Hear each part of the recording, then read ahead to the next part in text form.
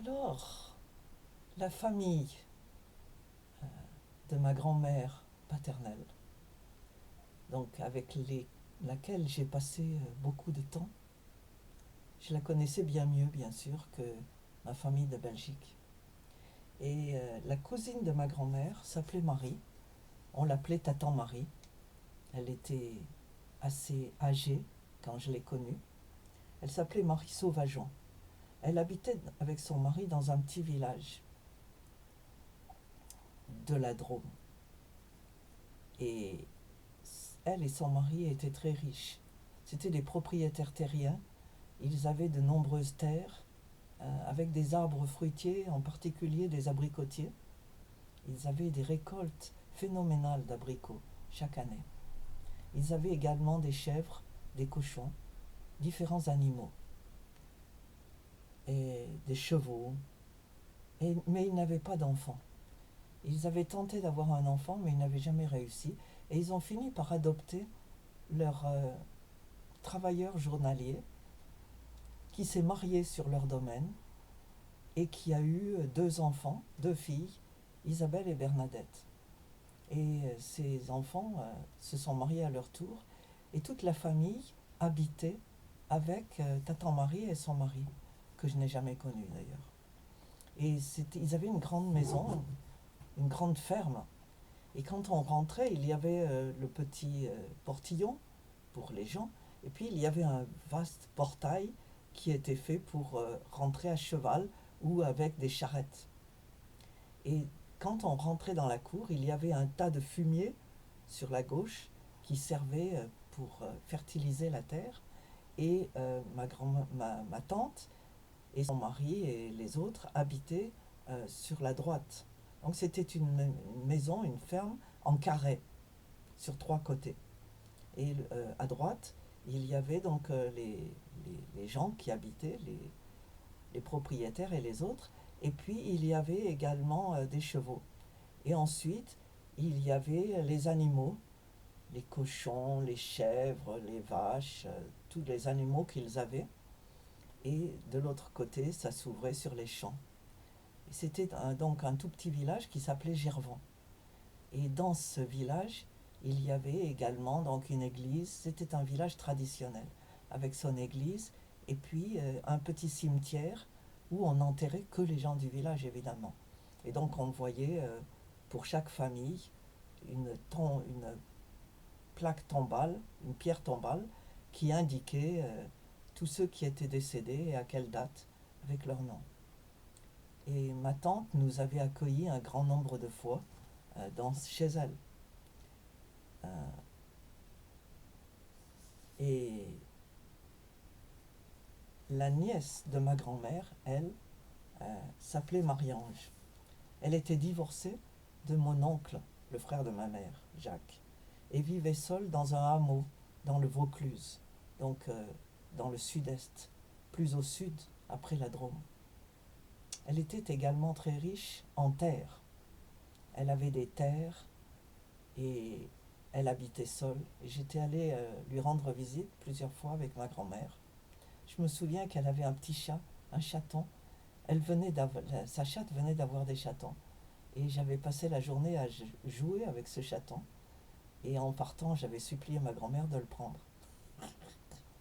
Ma grand-mère me donnait absolument tout ce que je voulais. Mais ce jour-là, mes larmes, mes supplications n'ont rien fait à l'affaire. Elle a carrément refusé d'emmener ce chaton.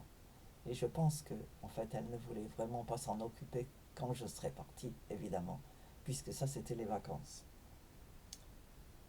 J'ai vécu donc chez mes grands-parents de 0 à 5 ans. J'y ai passé ensuite toutes mes vacances. Et euh, ma grand-mère a perdu son mari quand j'avais 15 ans. Elle était absolument déchirée par cette mort. Elle et son mari s'aimaient beaucoup. Ils ne s'étaient jamais quittés. Et les derniers temps, il n'était pas en bonne santé.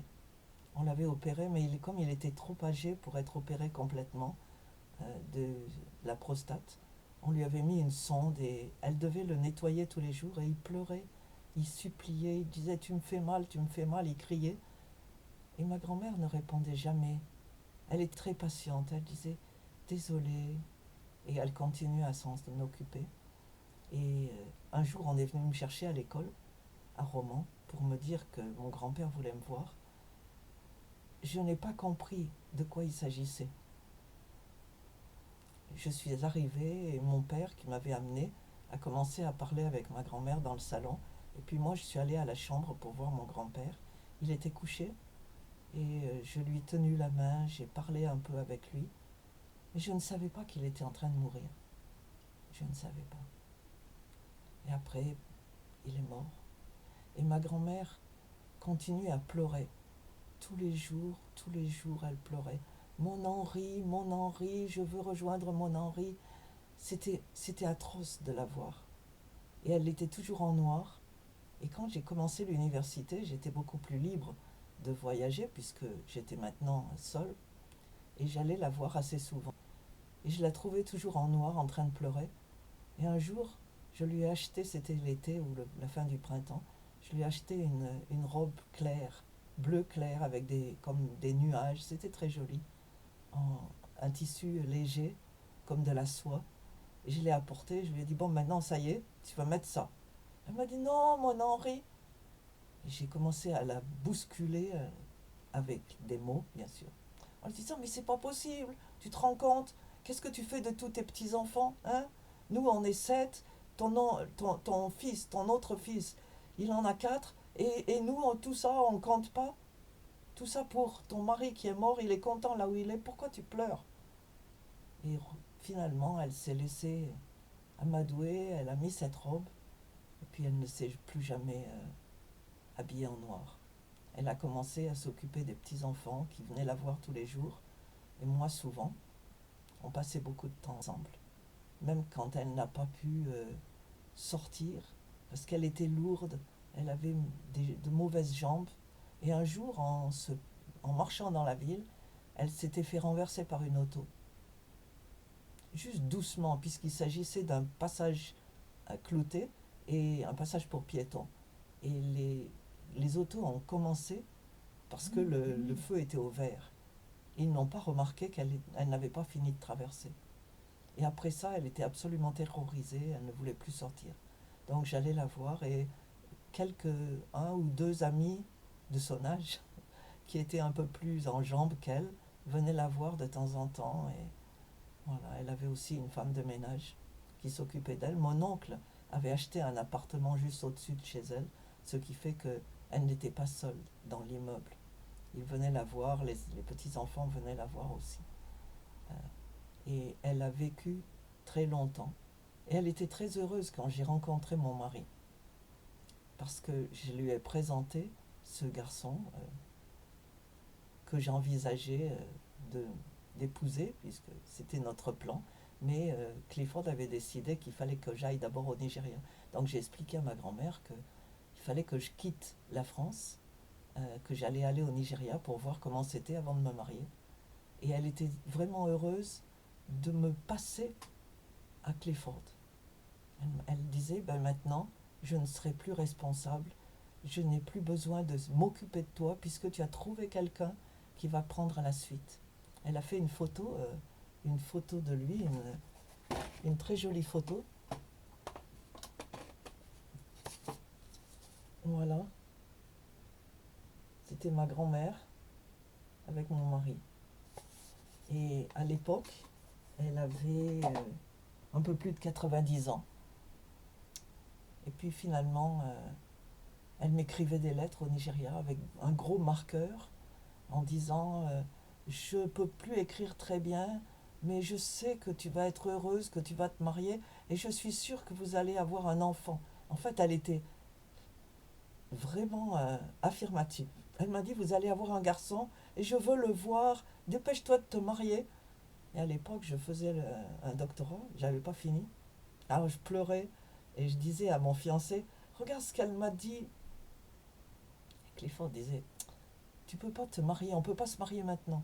Si on se marie, tu vas être enceinte et après ça, tu finiras pas ton doctorat. Il faut le finir pour que tu aies un bon poste dans l'endroit où tu travailles, à l'université. Et donc, En pleurant, je continuais à dire à ma grand-mère, j'arrive bientôt, j'arrive bientôt.